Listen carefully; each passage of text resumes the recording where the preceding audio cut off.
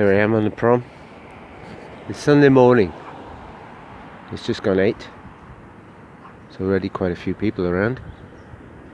And I'm out on the bike. And there's a fishing boat out there. And it's a beautiful day. Look at that. Isn't it just gorgeous, huh? I'm just watching the fisherman there. Just laying out his net quite close to the shore. There's a jet just flying over, so a little bit on the noisy side. I love this time of day.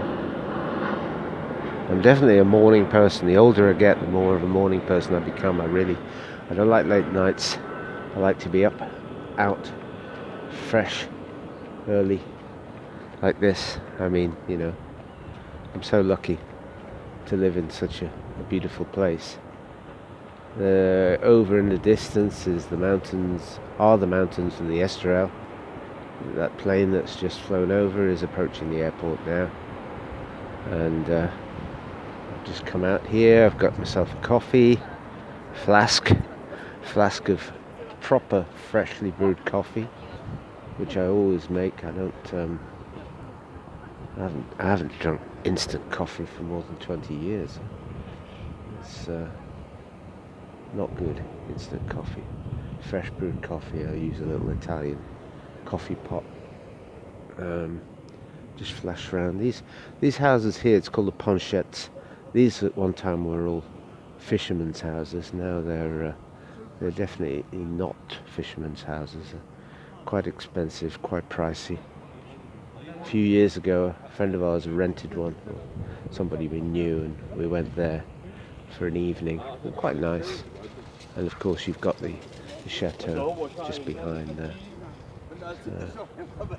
And this is called the Castel Plage.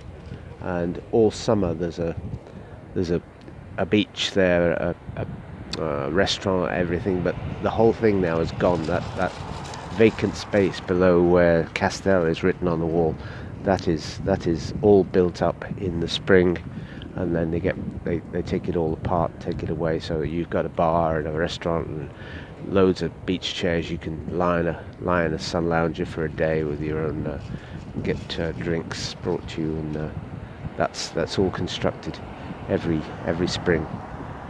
But it's gone now. A few of the beach bars stay, but that one doesn't, because it can get quite rough.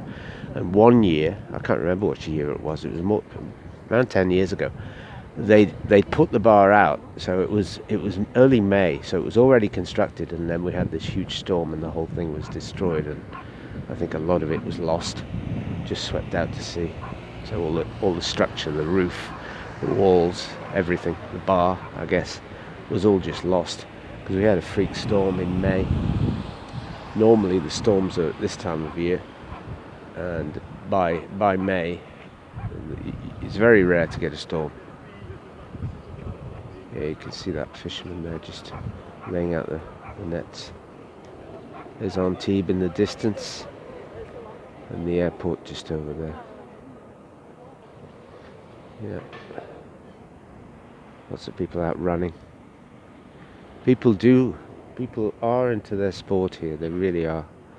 I mean, there's always, there you go, people running. There's always people running. Lots of cyclists around, just in a big group of like a club, cyclist club. There's my bike over there. I've got my coffee. What more could you ask for? Maybe a croissant, I suppose. Although I don't eat much in the way of carbs nowadays. We used to have a croissant every day, and a few years ago I changed my diet because I was just consuming too much carbs, and too many carbs, and so I don't tend to have. I'll have one every now and again. It's beautiful. Not sure where I'll go on the bike today. I may not go far, but just thought there's a load of cyclists just going by there.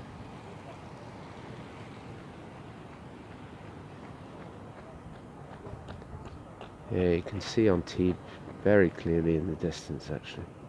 Yesterday was beautiful. We were in, where were we yesterday? We were in Menton, which is the last town before the Italian border. Ate a nice lunch in Menton, and then we were on the boardwalk, on the beach, by the beach. I do like Menton. It's one of my favourite places these days. It's 30k from Nice, and it's about a kilometre from the border, so you can just literally walk from the old town in Menton across the Italian border if you want.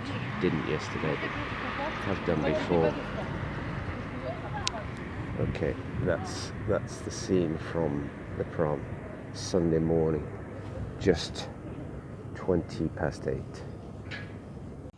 So, I'm in the old town in Nice now. Via Nice, that's the cathedral down there. Saint-Rapet. This is Rue Rossetti, heart of the old town. Outside there's an Irish bar called the Snug. Been here a few times.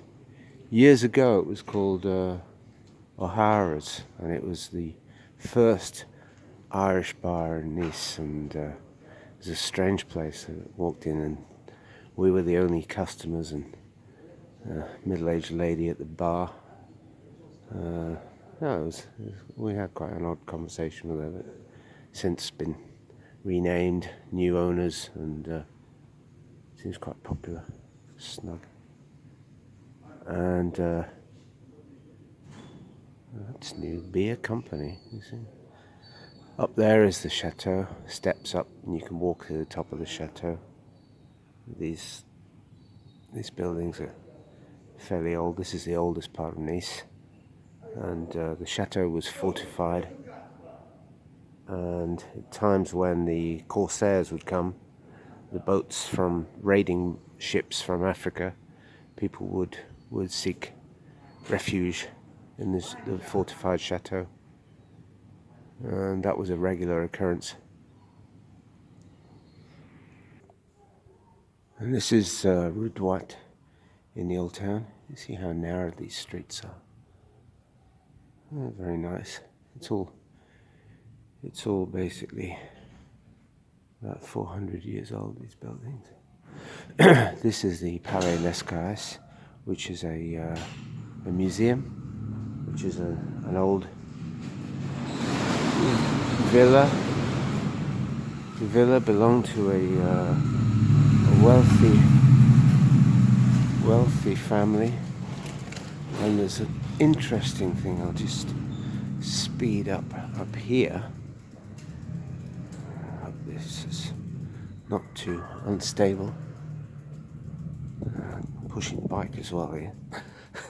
So on this corner up here is a cannonball from 1543, it says, the siege of Nice. And there it is, a cannonball from a Turkish ship. Yes, fired by the flotilla, Turkish flotilla. And you can see these streets are really narrow, but it doesn't stop the traffic using them. And this guy,